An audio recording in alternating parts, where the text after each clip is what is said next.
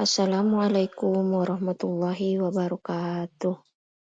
Jumpa lagi dengan saya, Holi Setiawati. Nah, kesempatan kali ini saya akan menyampaikan materi tentang sholat Jumat. Adapun ayat yang memotivasi yaitu yang artinya, wahai orang-orang yang beriman, apabila diseru untuk menunaikan sholat pada hari Jumat, maka bersegeralah mengingat Allah dan tinggalkanlah jual beli. Yang demikian itu lebih baik bagimu jika kamu mengetahui. Quran Surat Al-Jumu'ah ayat 9.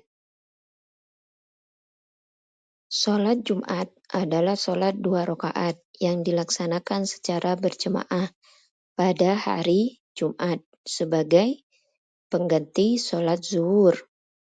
Sholat Jumat memiliki keutamaan dan hukum yang wajib bagi laki-laki muslim yang memenuhi syarat.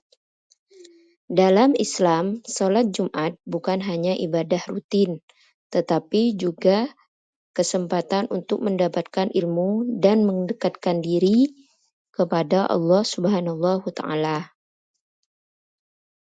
Nah, pembahasan selanjutnya yaitu pengertian sholat Jumat. Pengertian sholat Jumat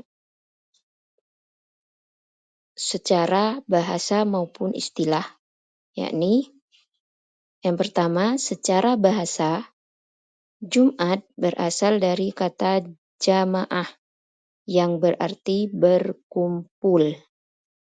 Sedangkan secara istilah, sholat Jumat adalah sholat 2 rakaat yang dilakukan secara berjemaah pada waktu zuhur setiap hari Jumat yang diawali dengan 2 khutbah. Adapun dalil sholat Jumat ada 2, yaitu berasal dari Al-Quran dan berasal dari hadis Nabi Muhammad SAW. Yang pertama, yang berasal dari Al-Quran, yaitu Quran Surat Al-Jumu'ah ayat 9. Yang artinya, apabila diseru untuk menunaikan sholat pada hari Jumat, maka bersegeralah mengingat Allah dan tinggalkan jual beli. Yang demikian itu lebih baik bagimu jika kamu mengetahui. Dan yang kedua, hadis Nabi Muhammad SAW yang berbunyi, sholat Jumat adalah kewajiban bagi setiap muslim, kecuali bagi 4 golongan, yaitu budak, perempuan, anak kecil, dan orang sakit. Hadis riwayat Abu Dawud. Adapun hukum sholat Jumat, yaitu hukumnya wajib bagi laki-laki muslim yang memenuhi syarat.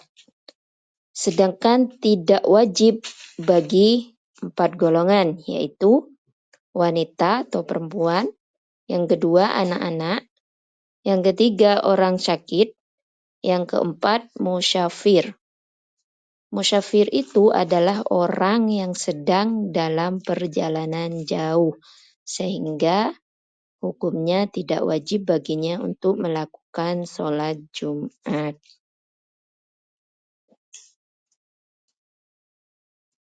Keutamaan sholat Jumat. Nah, sholat Jumat itu banyak sekali keutamaannya.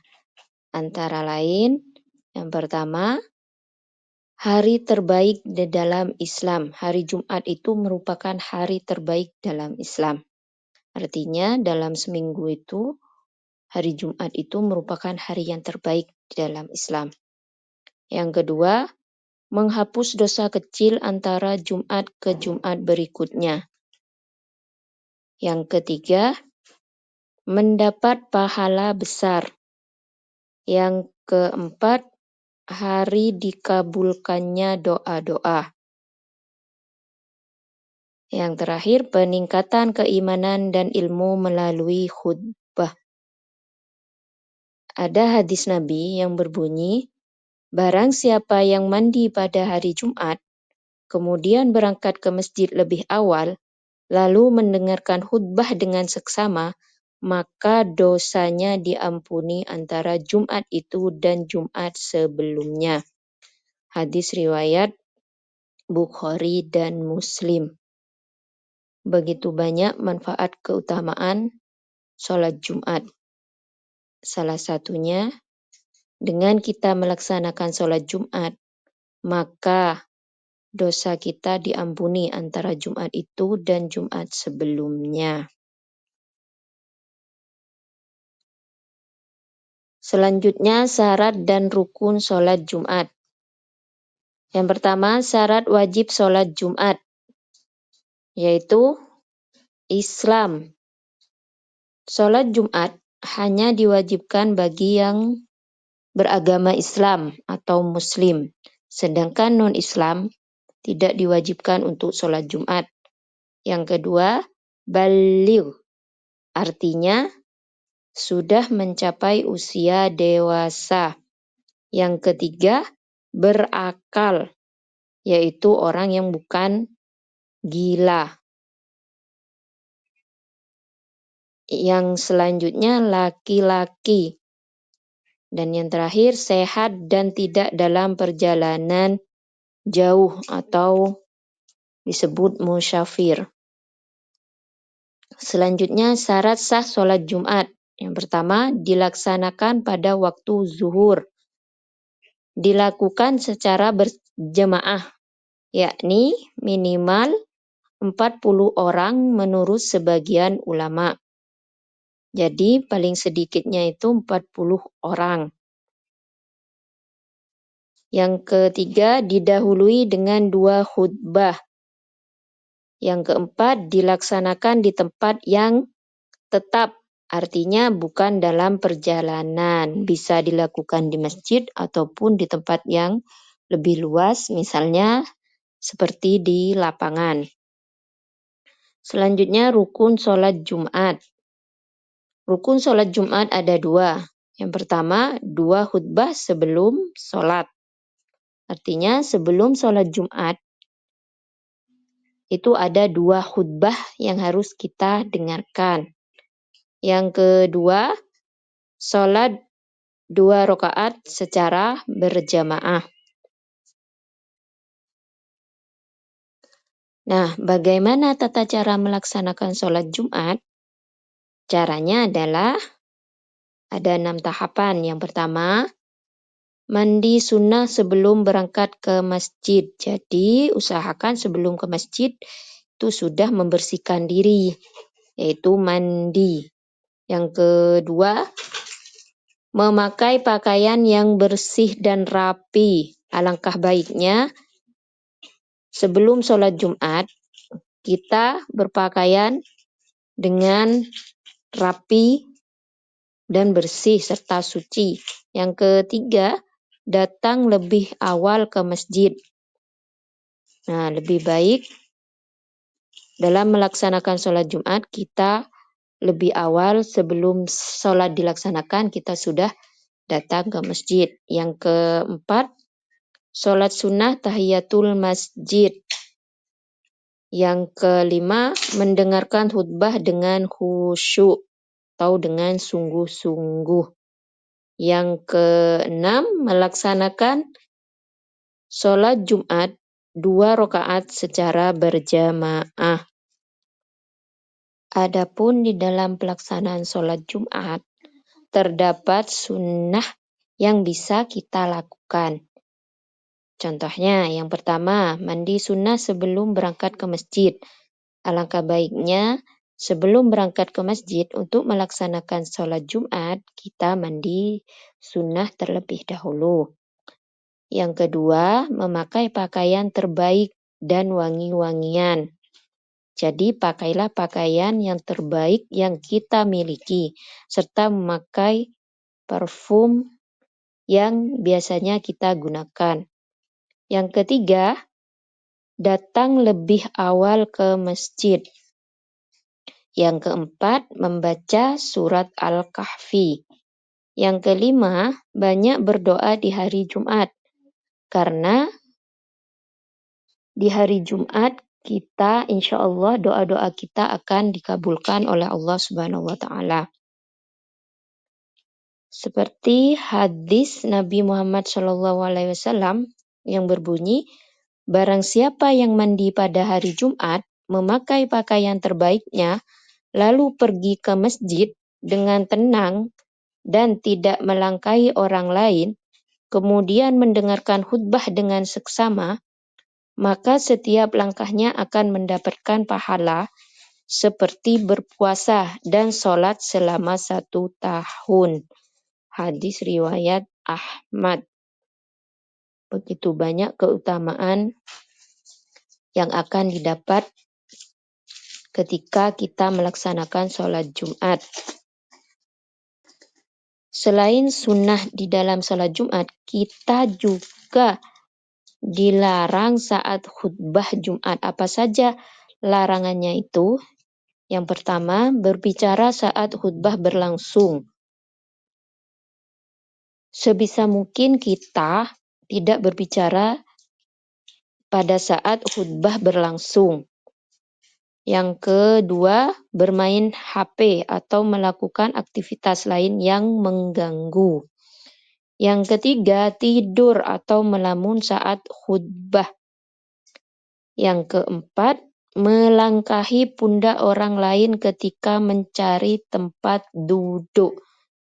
Nah, jika kita melakukan sunnah tadi, salah satunya adalah datang lebih awal. Jika kita datang lebih awal, maka otomatis kita tidak akan melangkahi orang lain karena di dalam masjid masih beberapa orang yang datang.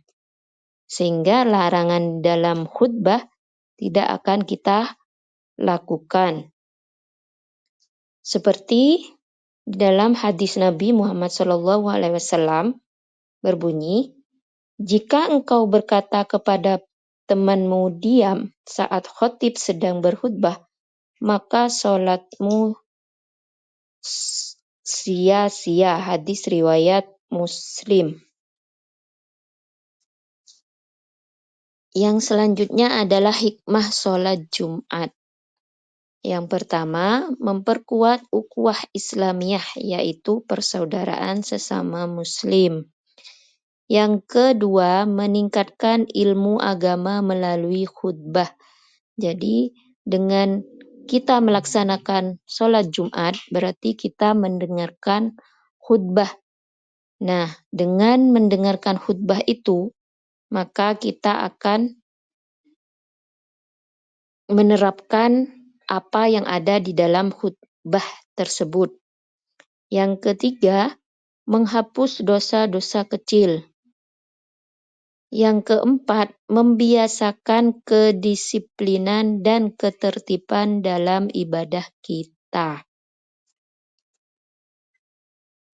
Jadi, kesimpulan dalam materi sholat Jumat ini adalah yang pertama, sholat Jumat adalah ibadah wajib bagi laki-laki muslim yang sudah memenuhi syarat. Yang kedua, memiliki keutamaan besar dalam Islam dan menghapus dosa kecil. Yang ketiga, harus dilakukan sesuai rukun dan adabnya agar diterima oleh Allah Subhanahu wa Ta'ala. Dan yang keempat, sholat Jumat memperkuat persaudaraan Islam dan meningkatkan keimanan kita kepada Allah Subhanahu wa Ta'ala. Nah, demikianlah pemaparan materi tentang sholat Jumat. Mudah-mudahan dengan pemaparan materi tersebut menambah pengetahuan kita tentang apa saja yang ada di dalam pelaksanaan sholat Jumat. Dan mudah-mudahan dengan pemaparan materi ini, kita semua bisa menerapkan apa saja yang ada di dalam sholat Jumat. Karena di dalam sholat Jumat terdapat banyak keutamaan. Demikian, mudah-mudahan materi ini bermanfaat bagi kita semua dan bisa kita terapkan untuk semakin mendapat keberkahan dari Allah Subhanahu wa taala. Amin amin ya rabbal alamin. Terima kasih dan wassalamualaikum warahmatullahi wabarakatuh.